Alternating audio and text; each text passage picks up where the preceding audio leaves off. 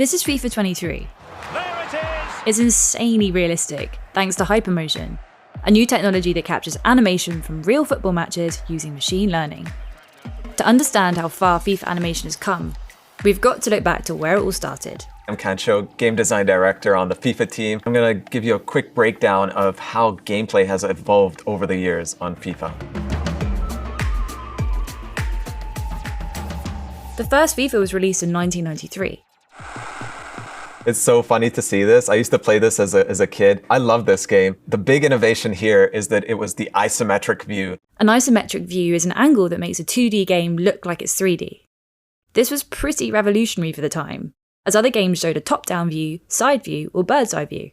The way they're running around and dribbling, this is not based on motion capture. This is based on an animator hand keying individual frames of animation. This was the same until 1997, when French football player David Ginola acted out motion capture for the game. And that's when the first polygonal, or 3D, virtual football players were born. And over the years, more polygon lines were added, making the players look more and more lifelike. But a few extra lines doesn't make a human look, well, human. So from FIFA 2000, designers sought to give players real emotion. And he made it look easy. Players performed extravagant goal celebrations and arguments with the referee. But the facial modelling was a work in progress. Enter the PS2, a huge milestone for FIFA 2001. And that gets us off the mark nicely. The hardware had about 10 times the processing speed of the PS1. For the first time, animators could give players unique faces. David Beckham went from looking like this guy to having a slight resemblance. And over the next 20 years, the animation kept improving, still filmed in EA's motion capture studio. Here we are at the start of the match. Now, as we move on to FIFA 2013, you see some improvements there, but actually the animations are still a little bit rigid because they've been captured in a motion capture studio environment where it's not the most authentic real match scenario. But for FIFA 22, EA's motion capture technology got a complete overhaul. So hypermotion is our groundbreaking technology where we use these accent suits to motion capture professional footballers on the real pitch competing. So with traditional motion capture, we're in a studio space like this. Players will be doing different moves like passing, shooting, dribbling, but it's more of a scripted scenario. Whereas with the accent suits, players are outside playing competitively in a real 90-minute match of football. We're not asking them to do anything specific. We're just saying, go out there, play football, and do your best. Traditional mocap uses infrared cameras that track reflective balls placed on the outside of a suit worn by actors. It's kind of limiting and restricting. The XN suits track the motion of each player internally, which means there's no need for several cameras or awkward sensors getting in the way of play. And all of that data, it's millions and millions of data points, those feed into our machine learning algorithms. And it creates a much more authentic feel to the game, where everything looks way more fluid, from the way that the female players move, to goals, dribbling, and sprinting.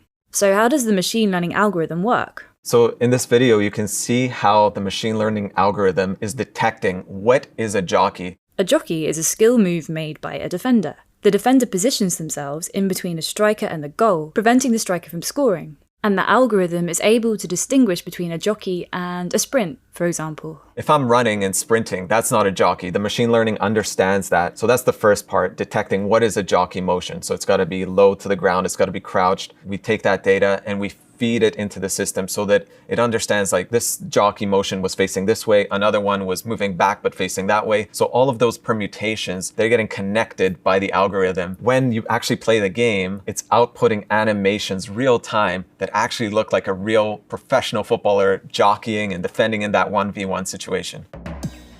With hypermotion 2, we've actually added this acceleration feature that allows players to have more nuanced differences than we've ever had. So for example, Mbappe, he's an explosive player. He gets off the mark right away. Nobody can catch him. However, a player like Virgil van Dijk, he is also very fast, but it takes him a little bit longer to get up to speed. So we have different archetypes for different players to sort of mimic how they accelerate in real life. And when you get these sort of nuances in the way players sprint and accelerate, it just makes the game more varied and less predictable. Another change? The dribbling.